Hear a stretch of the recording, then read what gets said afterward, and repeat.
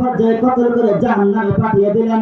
এইবার আমার বন্ধুগণ, আমার ভাইয়ারে, এইবার কিতাবের লেখক লেখেন সাহাবা کرامের জামাত যখন একত্র হয়ে যুদ্ধ করতেছেন, ঠিক ইন দি মিন টাইমে হযরতে হামজা রাদিয়াল্লাহু আনহুকে কাফেররা মাঝখানে রেখে চতুর্দিকে কাফেররা বেষ্টনী করে হযরতে হামজা রাদিয়াল্লাহু আনহুকে নির্মমভাবে ওই যুদ্ধের উহুদের যুদ্ধে শাহাদাত বরণ করা দিয়েছেন।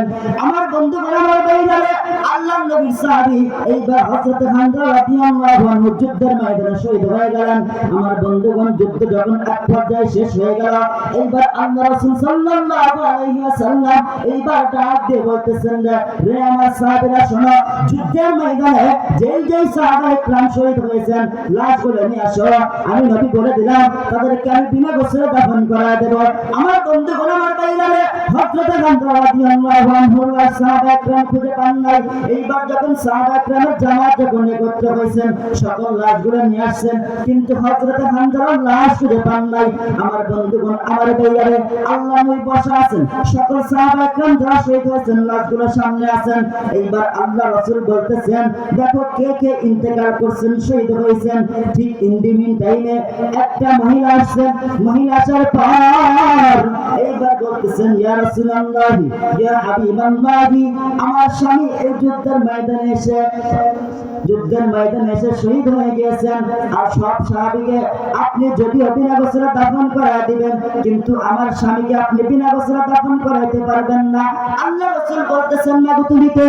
এইবার সাহাবীরা, এইবার হযরত হামজা রাদিয়াল্লাহু আনহুর স্ত্রী বলতেছেন, আমার স্বামীর নাম হলো হামজা। আল্লাহ রাসূল বসেছিলেন, কিতাবের লেখক লিখছেন যে হযরত হামজার কথা যখন নবী শুনছেন, এইবার আল্লাহ রাসূল দাঁড়ায় গিয়েছেন। দাঁড়ানোর পর বলতেছেন যে, সাহাবা کرام শোনো শোনো শোনো, হযরত হামজার লাশ কই বের করে খুঁজে খুঁজে।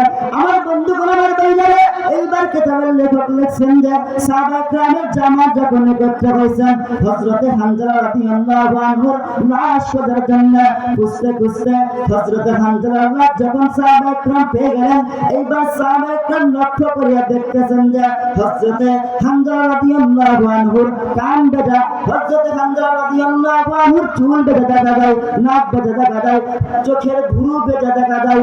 মনে হচ্ছে যে কে যেন হযরত হামজা রাদিয়াল্লাহু আনহুকে গোসল করায় দিয়েছেন। আমার বন্ধুগণ, আমার ভাইরা, এইবার সাহাবা کرامের জামাত যখন আল্লাহ রাসূল সাল্লাল্লাহু আলাইহি ওয়াসাল্লামের নিকট চলে গেলেন, যাওয়ার পর বলতেছেন, ইয়া রাসূলুল্লাহ, ইয়া হাবিবাল্লাহ, হযরতে হামজার লাশের দিকে আমরা যখন লক্ষ্য করিয়া দেখলাম যে হযরতে হামজা রাদিয়াল্লাহু আনহু শহীদ হয়ে গেছেন, কিন্তু মনে হচ্ছে কে যেন তাকে গোসল করায় দিয়েছেন। আমার বন্ধুগণ, আমার ভাইরা, আল্লাহ রাসূল সাল্লাল্লাহু আলাইহি ওয়াসাল্লাম এইবার ডাক দিয়ে বলতেছেন, কোন সাহাবী? হযরতে হামজা কই নিয়ে আসো, সামনে নিয়ে আসা হলো। এইবার আল্লাহ রাসূল একবার হামজার দিকে তাকায়, একবার আরশের দিকে তাকায়, আল্লাহকে ডাক দিয়ে বলতেছেন, মালিক, হামজা শহীদ হয়েছেন, কিন্তু হামজার শরীর বেজা কেন? আল্লাহ ফেরেশতা জিবরিলের মাধ্যমে জানায় দিলেন, নবী শুনেন, হযরতে হামজা আপনারা প্রেমিক হইয়া এমন ভাবে শাহাদাত বরণ করছেন যে আমি তার শাহাদাত বরণ করাই এমন খুশি হয়েছি যে আমি জান্নাতের ফেরেশতা দ্বারা হযরতে হামজাকে দুনিয়া থেকে উঠাইয়া আসমানে নিয়ে গিয়ে জান্নাতের পানি দ্বারা তাকে গোসল করাইয়া দুনিয়ার মধ্যে আপনি নবীর কাছে পাঠিয়ে দিয়েছি। সুবহানাল্লাহ।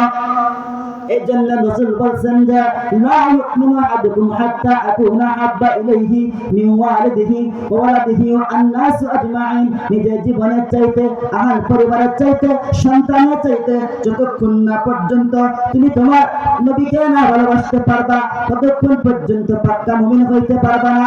শুধু তাই নয়, আল্লাহ রাসূল বুখারী হাদিসের মধ্যে বলেন যে আমার মনে চায় আমি একবার শহীদ হই, আবার জীবিত হই, আবার শহীদ হই, আবার জীবিত হই, আবার শহীদ হই, আবার জীবিত হই। তিনবার বলেন। রাসূল সাল্লাল্লাহু আলাইহি ওয়াসাল্লাম শহীদের মর্যাদা সবচেয়ে বেশি দিয়েছেন। আমার বন্ধুগণ, আমার ভাইরা, এক হাদিসের মধ্যে আসছে যে মান মাতা ওয়া লাম ইয়াগজু ওয়া লাম ইউহাদ্দিস বিহি বিল গজবি মাতা আলা শুবাতুম মিন নিফাক। যে ব্যক্তি জিহাদ করল না, জিহাদের নেক তামান্না বুকের মধ্যে রাখল না, সে এক প্রকার মিসাল স্বরূপ মুনাফিকের ন্যায় মৃত্যুবরণ করল। আমার বন্ধুগণ, আমার ভাইরা, আজ যদি আমরা মুসলমান একে ঐক্যবদ্ধ হয়ে কাফেরদের বিরুদ্ধে আমরা জিহাদ করি। বাংলার জমিনের মধ্যে নাস্তিকদের কোনো ঠাঁই হবে না। আমার বন্ধুগণ, আমার ভাইয়ারে, ওলামায়ে কেরামের উপর নাস্তিকরা কথা বলতে পারবে না। কিন্তু আজকে আমরা মুসলমান এমন ঘুমন্ত যে আলেমদের উপরে কথা বলেন নাস্তিকরা। শেষ পর্যন্ত আল্লাহ পাককে নিয়ে এই নাস্তিকরা কটূক্তি করেছেন। অতীতেও দেখা গিয়েছে যে সাহাবায়ে কেরামদেরকে নিয়ে কটূক্তি করেছেন, আল্লাহ রাসূলকে নিয়ে কটূক্তি করেছেন, কোরআন নিয়ে কটূক্তি করেছেন। আমার বন্ধুগণ, আমার ভাইয়ারে, আলেম ওলামাদেরকে নিয়ে কটূক্তি করেছেন। শেষ পর্যন্ত এই নাস্তিকরা আল্লাহ পাক রব্বুল আলামিনকে নিয়ে কটূক্তি করেছেন। আজ আমরা মুসলমান ঘুমন্ত। দেখা যায় যে যদি কোন দেশের মধ্যে, এই বাংলাদেশের মধ্যে যদি কোন দলের কোন নেতাকে নিয়ে কিছু বলা হয়, ওই ব্যক্তি আর বেঁচে থাকতে পারে না। যে এরকম হাদি ভাই ইন্তেকাল করেন না, কিন্তু তাকে গুলি করা হয়েছে। মাথার এই পাশ দিয়ে ঢুকিয়ে গুলি এমন ভাবে করা হয়েছে যে হাদির এখন মরণ অবস্থা। কি কারণে এগুলো? মুসলমানদের মধ্যে ফিরকা ভিন্ন হয়ে গেছে। নাস্তিকরা মুসলমানদের উপর আক্রমণ করতেছেন শুধুমাত্র ক্ষমতার কারণে। মুহতারাম হাজরিন, বাংলাদেশের মধ্যে দেখেন কেসাসের কোনো নিয়ম নাই, ইসলামী শরীয়ত অনুযায়ী কোনো নিয়ম নাই, যার কারণে আমাদের এই রকম পরিস্থিতি, মুসলমানদের উপর এত নির্যাতন।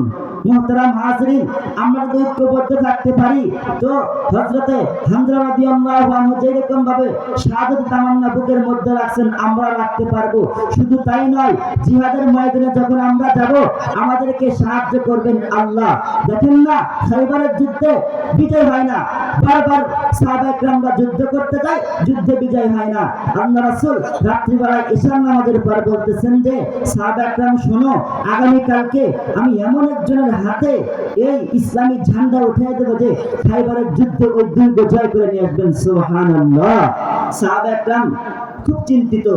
হযরত ওমর রাদিয়াল্লাহু আনহু বলতেছেন, ওই দিনের মতো, ওই রাত্রির মতো পেরেশানির রাত্রি আমার আর জিন্দেগিতে যায় নাই। পরের দিন সকালবেলা আল্লাহ রাসূল সাল্লাল্লাহু আলাইহি ওয়াসাল্লাম ফজর নামাজ যখন শেষ হয়ে গেল, এইবার সাহাবায়ে কেরামরা ডাক দিয়ে বলতেছেন, সাহাবীরা শোনো, আমার আলী কই? বলতেছেন আলী তো চোখ উঠেছে। আল্লাহ রাসূল বললেন, দুইজন সাহাবী যাও তো, আলীকে নিয়ে আসো। এরপর আলীকে নিয়ে আসা হলো। আল্লাহ রাসূলের থুতু মুবারক আলীর চোখে দিয়ে দিয়েছেন। সঙ্গে সঙ্গে 100 পাওয়ারের চাইতেও বেশি দৃষ্টিশক্তি বৃদ্ধি পেয়ে গেছেন। সুবহানাল্লাহ। এইবার ইসলামী ঝান্ডা হযরতে আলী রাদিয়াল্লাহু আনহুর হাতে উঠিয়ে দিলেন। দেওয়ার পর আলী রাদিয়াল্লাহু আনহু যুদ্ধের ময়দানে গেলেন। যুদ্ধ করতে করতে ঢাল ভেঙে ফেললেন। এরপর তিনি কি দিয়ে যুদ্ধ করবেন? লোহার বর্ম। এত ওজন যে কেউ তুলতে পারবে না, সেই লোহার বর্ম দরজা উঠিয়ে যুদ্ধ করেছেন। পরের দিন আল্লাহ রাসূল বলছেন, সাহাবী তোমার নাকি তরবারি ভেঙে গিয়েছিল? বলতেছেন হ্যাঁ। বলতে যে কেমনে যুদ্ধ করছো? বলতেছেন দরজা উঠেছিলাম, লোহার বর্ম। বলতেছেন একটু দেখাও তো। হযরত আলী 2 হাত দিয়ে উঠায়, আর পারে না। যুদ্ধের ময়দানে ওই লোহার বর্ম আল্লাহ সহযোগিতা করছিলেন, সাহায্য করছিলেন, এই জন্যই পারছেন। মুহতারাম হাজরিন, এই জন্য আমাদের দিনের মধ্যে সব সময় জিহাদি তামান্না বুকের মধ্যে রাখতে হবে। ইনশাআল্লাহ আল্লাহ পাক আমাদেরকে সকলকে কবুল করুক। সকলে বলে আমিন। আসসালামু আলাইকুম ওয়া রাহমাতুল্লাহি ওয়া বারাকাতুহু।